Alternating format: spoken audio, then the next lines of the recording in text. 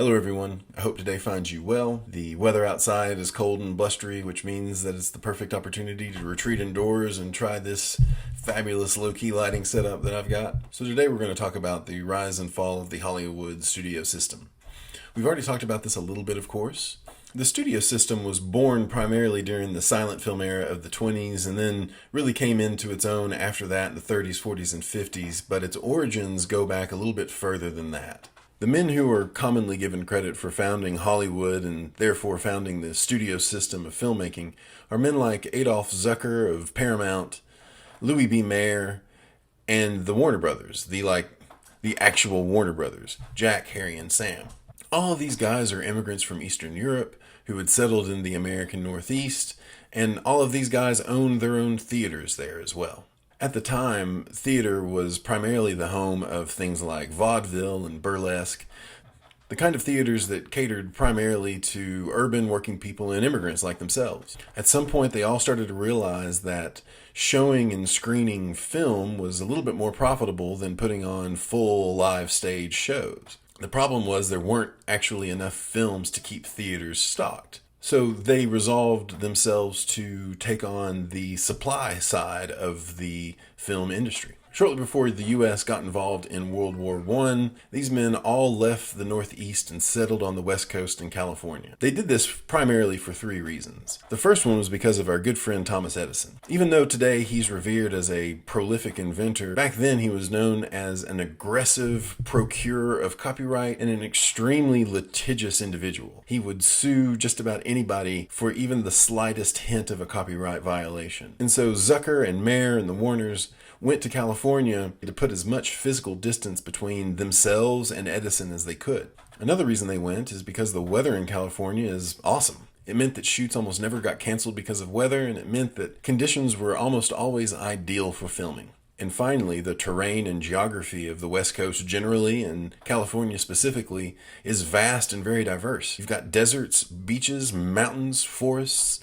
Just about any type of setting you need was available on the West Coast. So setting up shop in California just ended up proving ideal for them. Shortly after Hollywood was established, World War I broke out. And that meant that the film industries in countries like France and Germany and Russia were put on hold while the wars were being fought. And then in the late 20s, when the stock market crashed and millions of people found themselves out of work, they turned to movies and the theater for escapism. And so the Hollywood film industry found itself in a boom time despite the turmoil that was going on in the rest of the world. By 1930, Hollywood had established what became known as the Big Five movie studios. Those were Paramount Pictures, MGM, Warner Brothers, 20th Century Fox, and RKO Pictures.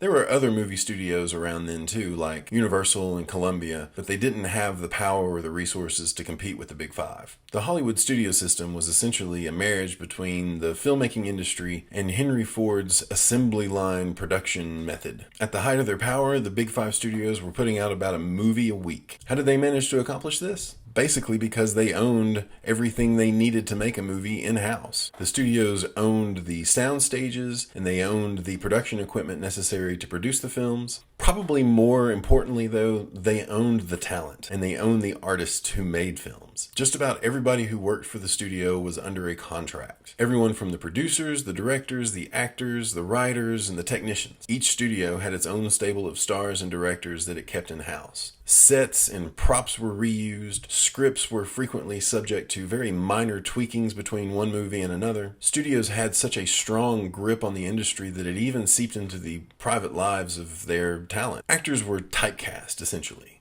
meaning that they were hired to be the leading man or the villain or the femme fatale. And they were under a lot of pressure by the studio heads not to do anything to violate or ruin or tarnish their ability to be believable in such roles. At the height of their power, each of the Big Five studios had their own sort of style and specialty in terms of the kinds of films they made. MGM was known for its lavish production values and special effects. Warner Brothers typically produced musicals and gangster movies. movies, and Universal made its name primarily through imaginative films, which was a fancy way of saying things like monster movies back in the day. Each of these studios had their own bosses, and each of these studios were what is known as vertically integrated, which means that they all had under one roof a monopoly on the making of their pictures, the production of their pictures, and the screening of their pictures all across the country. Eventually, the studios became big enough to own the theaters that showed the films they were producing. Theaters were either owned outright by the studios, or they were owned by proxy through a process known as block booking. What block booking essentially entailed was that the studios would sell individual theaters blocks of films, sometimes up to 20 each, based on nothing but the names of the stars and the names of the directors, the titles of the films, and very vague descriptions of what the movies were actually about. The problem with this was that out of the 20 or so films that a theater was forced to buy from the studio, really only one or two of them were any good. As quantity increases, quality decreases. And so each block of 20 films usually only had one or two films that were known as feature films. Feature films were essentially the good films. The rest were B-level dross and dreck. You may have noticed that I used a word that you're probably fairly familiar with, and that word is monopoly. The United States government had been looking to bring antitrust charges against the film industry ever since the silent movie era. But it wasn't until 1948 that the government was able to truly bring a lawsuit against the industry. The resulting legal battle is a case known as the United States versus Paramount Pictures. And even though Paramount was sort of the poster child for this lawsuit, all of the Big Five studios were named in it.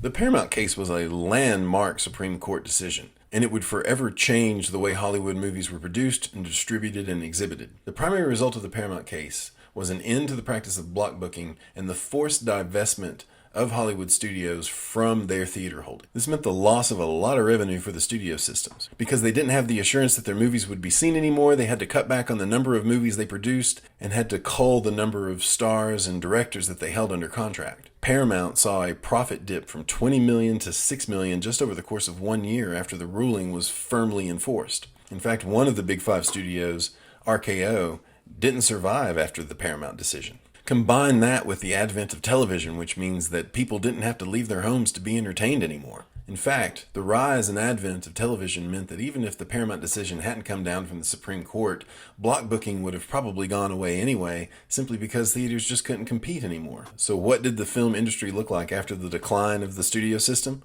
It basically meant that all of the talent, all the actors and directors and producers went independent. It became a system that relied more heavily on the power of the name recognition of the stars and the directors of the film as opposed to just the sway of the studio heads. Stars were no longer forced to work for scale wages, but were now able to negotiate their individual contracts in each movie. Quite often, the biggest Hollywood stars would work for no real outright pay, but would work for a share of the profits that their films reaped. And that meant that the actors and actresses with the biggest name recognition, such as Cary Grant and Elizabeth Taylor, became thunderously wealthy as a result of the decline of the studio system. It also meant that the people who made movies, the directors and the producers, had a little bit more of a say in terms of the final product. They were no longer beholden to just whatever the studio heads wanted. Now they could work to realize a vision that they themselves had as opposed to kowtowing to the will of the studio execs and their bottom line. Unfortunately, it also meant that by the time the 1960s rolled around, Hollywood was essentially in a recession. Television was too popular, movies were too expensive to produce, stars and directors demanded too much, and the film industry just couldn't compete anymore. By 1960, just about half of all the films that were produced independently, and studios were relegated to simply providing the means for these independent filmmakers to produce. Studios provided funding and facilities to independent producers as opposed to making their own films. Studios started to get a little bit of their power back by the end of the 60s at the dawn of the blockbuster. They turned their attention to funding big budget films with lots of production values that made a lot of money at the theater box office. Internationally speaking, the film industry saw the rise of what was known as the auteur theory. The auteur theory holds that a director's film reflects the director's personal creative vision. Auteur is simply a French word that means author. Despite the fact that the production of a film is part of an industrial process, the auteur's creative voice is distinct enough to shine through studio interference in the collective process. The auteur theory of filmmaking was championed internationally by such directors with world-renowned reputations such as Akira Kurosawa, Howard Hawks, Jean Renoir, and Alfred Hitchcock. Hitchcock himself was in and out of the studio system his entire career. He tried to go independent a number of times, opening studios that would collapse due to infighting with his financial partners more than the failure of his films. But by the mid-1950s, someone like Alfred Hitchcock had enough name recognition that they had the power to do essentially whatever they wanted. This also meant that the subject matter and content of movies started to evolve as well. Movies would have more existentialist themes, and they would stress individualism and the absurdity of human existence. These were films that were filled with irony and sarcasm. Hitchcock himself directed over 50 feature films spanning his 6-decade career, and he would receive 46 Oscar nominations. Critics would come to love the way that Hitchcock kind of saw his role as a director, and they began to notice the attention to detail that someone like Alfred Hitchcock paid in his own work. Hitchcock's main films definitely speak to a certain signature of his style. The way the camera moves, the framing of shots, types of stories that he built his films around, the types of actors that he chose to cast his films, all spoke to a style that was unique to Hitchcock himself. It was a style that would not have been allowed to flourish under the studio system because the studio heads would have wanted to have their vision. Studio heads like to have too much control to allow a director to have that control themselves. Hitchcock was certainly not the first director, or certainly not the only director with name recognition and cachet at the time, but he was the first to be able to wield it properly. He was the first to really seize upon his own ability to command attention and respect just by virtue of having been the producer or director of this movie. And if you think about it, that still exists today. Think about Tarantino. Think about the Coen brothers. Think about any big name Hollywood director whose movies all have a unique and recognizable style to them, regardless of how diverse the film's subject matter may be. Generally speaking, the modern film industry owes a lot to the studio system. By putting so much focus on the speedy production of films for the sake of making money, it meant that many filmmaking processes were streamlined and stripped down to their bare essentials for the sake of being efficient. And so there you have it, the rise and fall of the Hollywood studio system. The downfall of the studio system effectively brought an end to the golden age of Hollywood. But while the American film industry went into decline, the film industries in other countries that were finally starting to recover from the effects of World War I and II started to see their own boom periods. We would see the dawning of the French New Wave, and we would see the rise of Japanese filmmakers like Akira Kurosawa, and other countries like Italy saw their own film industries reach a kind of boom. So, for better or worse, that's the Hollywood studio system.